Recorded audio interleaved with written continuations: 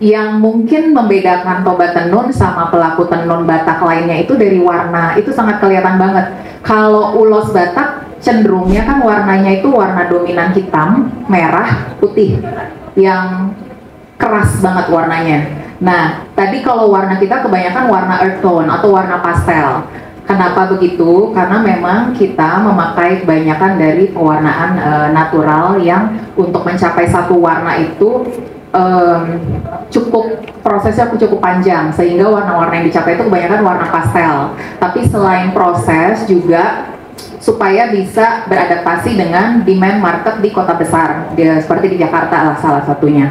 Nah, kemudian tadi yang kedua, proses benang itu juga salah satu latar belakang kenapa Toba Tenun bisa berdiri sampai saat ini. Kita ada purpose drive-nya itu mulai dari komunitas, kemudian ekosistem yang ingin dibentuk. Nah, demikian juga bagaimana sih menjadikan ini satu sustainable yang bisa berkelanjutan. Nah, jadi tadi bisa dilihat ada satu proses mewarnai benang, kemudian ada komunitas-komunitas penenunnya. Nah, itu jumlahnya ada ribuan di Sumatera Utara. Nah, sekarang kita akan share lebih lanjut terkait Toba Tenun. Terima kasih yang udah berpartisipasi jawab. Nah, ini foto-foto waktu awal banget di tahun 2020. Kalau ngelihat foto tahun 2020 begini suka mengharu biru. Kenapa? Karena ini kita mulainya waktu zaman pandemi. Jadi foto di atas itu mungkin ada yang kenal. Ini kita mulai waktu zaman pandemi, saking pengennya mulai gitu kan. Ini di atas kita di atap rumah foundernya, kita mencoba meramu berbagai warna, menciptakan berbagai warna, mulainya tuh dari atap rumah gitu. Nah, oke, latar belakang Toba Tenun pertama itu preserve legacy. Jadi founder kebetulan memang orang Batak dan saya sebagai partnernya juga orang Batak. Kita melihat bahwa ini ada satu kekayaan wastra dari Sumatera Utara, yaitu tenun Batak nih yang menarik untuk kita ajaklah beberapa anak-anak muda untuk ikut support dan juga preserve legacy-nya. Seperti yang tadi kita tahu kan, kalau ulos Batak itu yang paling dikenal mungkin kaku, mungkin dikenal dengan marhilong-hilong kalau orang Batak bilang, artinya menggilat. Itu karena pakai benang sintetis. Nah, kemudian panas. Kenapa? Jadi karena itu tadi benangnya tuh benang sintetis gitu. Padahal kalau pesta Batak itu kan berjam-jam ya. Jadi nggak nyaman dipakai. Nah, kita melihat hal itu bagaimana caranya supaya bisa beradaptasi ke demand yang sekarang, supaya lebih banyak lagi nih generasi muda yang mau pakai tenun Batak. Nah, kita di sini Toba Tenun bilangnya tenun Batak bukan ulos. Kita nggak pakai kata ulos di campaign dan marketing kita, karena ulos itu korelasinya untuk ke Batak Toba, sedangkan tenun Batak itu kalau di Batak Karo ataupun di Batak yang lain tuh sebutannya tuh macam-macam, ada uis, ada hiu. Nah, jadi salah satu latar belakangnya kenapa Toba Tenun ada, kita pengen bikin kain tenun Batak populer tidak hanya di kalangan orang Batak aja, dan juga bikin kain tenun Batak yang nyaman dipakai. Nah, itu bagaimana caranya? Disinilah proses kita mulai. Terus bentuknya Toba Tenun ini social enterprise. Jadi social enterprise itu kita ada pengen membuat satu social impact ya. Kita tahu bahwa di tengah fast fashion sekarang, fast fashion itu adalah kebanyakan kan pakai mesin. Nah, sementara cukup banyak artisan yang masih memakai handcrafting atau handmade.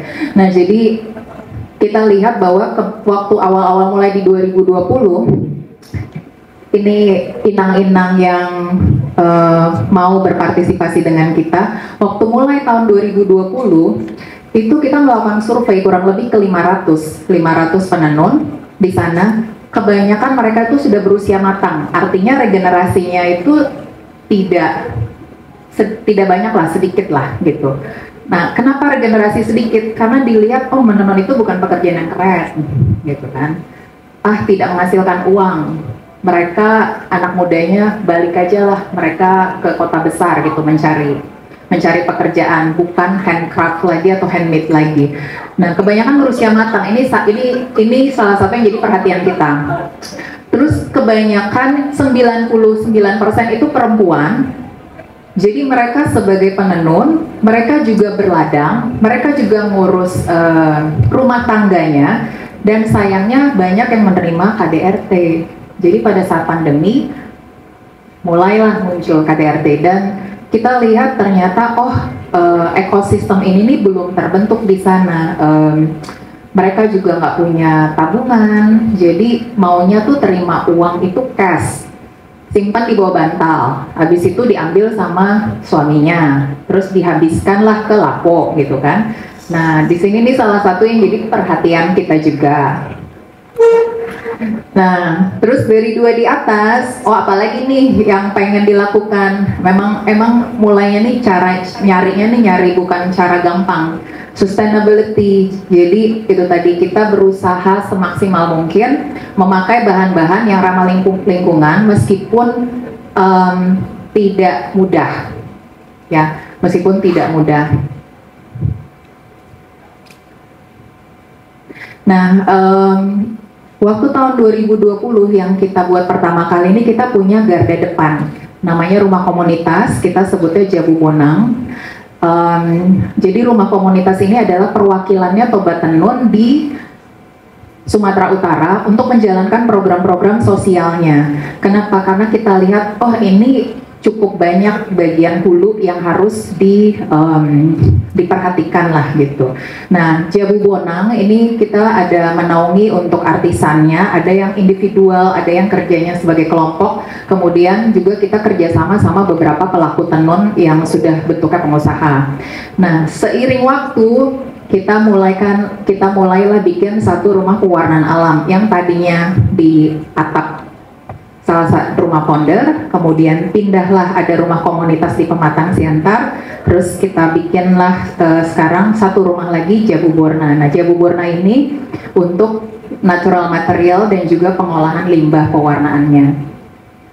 Nah, ini yang teman-teman di Sumatera Utara. Kemudian untuk yang di Jakarta, bagian hilirnya garda depan untuk campaign atau marketing ke konsumen akhirnya. Di sini kita mulai dari kainnya, kemudian ada yang ditambahkan nilai, kainnya kita bentuk sebagai baju seperti yang saya buat. Ini commercial product supaya bisa lebih ready to wear dan lebih bisa wearable.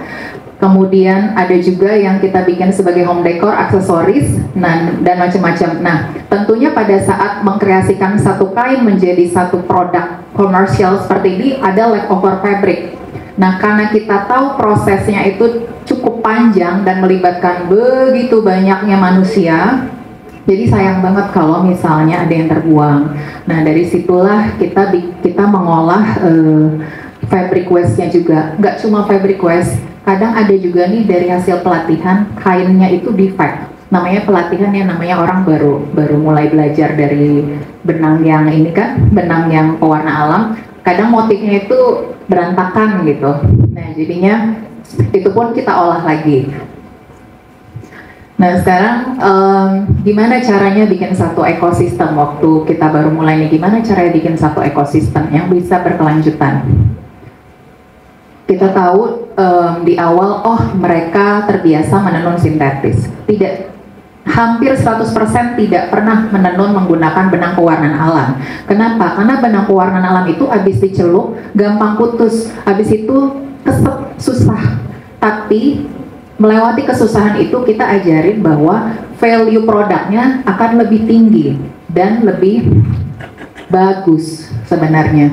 Nah, di sini makanya kita bentuk satu rumah komunitas Jabu Bonang. Lewat rumah komunitas inilah kita melakukan satu kemitraan, bukan bentuknya karyawan ya, jadi semuanya bermitra.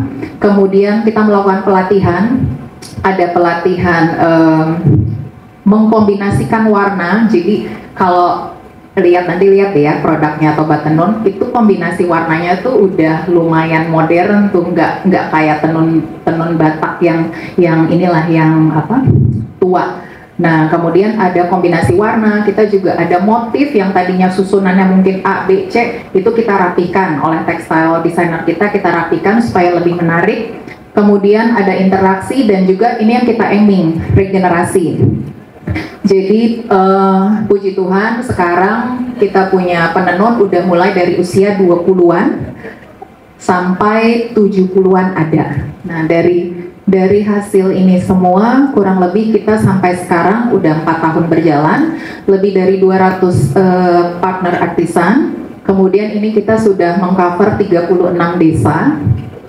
Dari 36 desa dan 200 ini kita sudah berhasil merevitalisasi 9 tipe kain tenun Batak. Jadi revitalisasi ini apa? Revitalisasi ini kain tenun yang mungkin motifnya ini hanya bisa dilihat di buku. Nah, ini kita ajarkan beberapa mitra untuk bisa membuat lagi. R&D-nya cukup panjang, cost-nya juga tinggi, tapi again, ini adalah satu mission product, bukan commercial product, dan kita berhasil membuat 9 jenis tenun revitalisasi. Nah, kemudian 13 creative weaving ini, jadi kalau yang sebelumnya mereka hanya menenun motif-motif yang udah biasa ada di pasar atau pakem, ini kan mereka artisannya, jadi kita encourage atau kita empower mereka sebagai artis. Jadi mereka menenun, menciptakan motifnya sendiri. Nah, awalnya itu bingung karena nggak biasa, tapi ternyata setelah kita buat program ini tenun kreasi, mereka kayak melukis lah, mereka bikin motif sesuai ini mereka sendiri, kita kasih kebebasan. Ternyata demand-nya cukup tinggi di Jakarta, yang kebanyakan bukan orang Batak juga yang pada suka. Nah, ini satu program yang berhasil dan kita sudah berhasil menciptakan 13 motif, dan bikin motif itu susah sekali. Jadi artisan ini pada jago matematika rata-rata. Oke. Nah, ini kemudian kita lihat bahwa untuk karya yang bagus itu materialnya kan juga harus diperhatikan. Nah, sayangnya saat 2020 material yang berkualitas itu kebanyakan di Pulau Jawa. Jadi itu ceritanya penenun-penenun di sana mereka beli dari Pulau Jawa satu, kalau mau warnai harus kirim lagi ke Pulau Jawa yang lain, ke daerah Jawa yang lain, kemudian baru kirim lagi. Jadi prosesnya cukup panjang. Akhirnya gimana caranya kita bisa mendekatkan material yang berkualitas itu di Sumatera Utara. Nah, ini bisa dilihat di rumah pewarnaan alam kita mencoba menanam beberapa tanaman pewarnaan alami. Kemudian selain mewarnai benang, kita juga mewarnai kain yang biasa mungkin dikenal dengan shibori. Nah, ini adalah 9 bahan-bahan yang diramu untuk menjadi satu warna. Nah, jadi ini yang saya pakai ini adalah kombinasi dari bahan-bahan itu untuk menjadi warna seperti ini. Ini menarik sekali. Nah, jadi di Jabu Borna kita mewarnai benang dan kain, kemudian kita menanam. Local sourcing juga kita bekerja sama kayak misalnya dengan produsen-produsen kayu yang mungkin limbah kayunya itu udah nggak dipakai. Nah, itu kita absorb untuk kita olah lagi.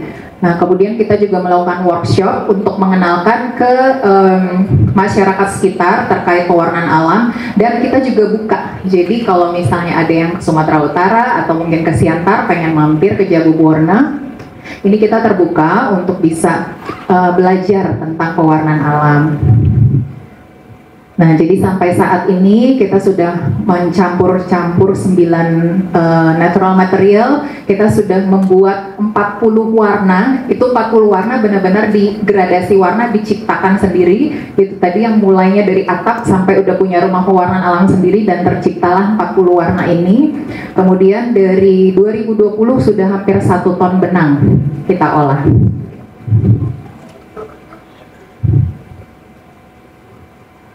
Oke, nah jadi ini adalah beberapa koleksi dari benang-benang dan kain-kain itu. Jadi di sini kita ada mission product, tenun revitalisasi, tenun kreasi. Mission product ini R&D, kemudian secara pasar mungkin tidak terlalu tinggi demand-nya, tapi again balik lagi purpose drive-nya apa? Salah satunya adalah preserve the legacy. Inilah yang kita buat. Kemudian ada juga commercial product. Komersial ini lebih yang wearable. Kita ada kain tenun sama ada kain shibori yang kita buat. Ini dua koleksi terbaru kita yang baru kita luncurkan. Yang sebelah kanan ini baru diluncurkan di JF3 kemarin. Yang sebelah kiri tahun ini ya, tahu ya kita.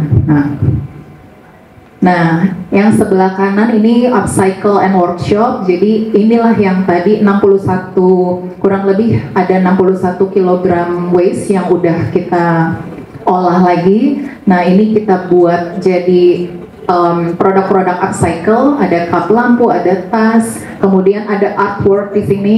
Ini lukisan. Lukisan ini juga yang kita bawa di badannya pesawat AirAsia, mungkin ada yang udah pernah lihat. Nah, jadi inilah produk-produk upcycle kita, dan kita juga mengadakan workshop untuk menggunakan leftover fabric kita.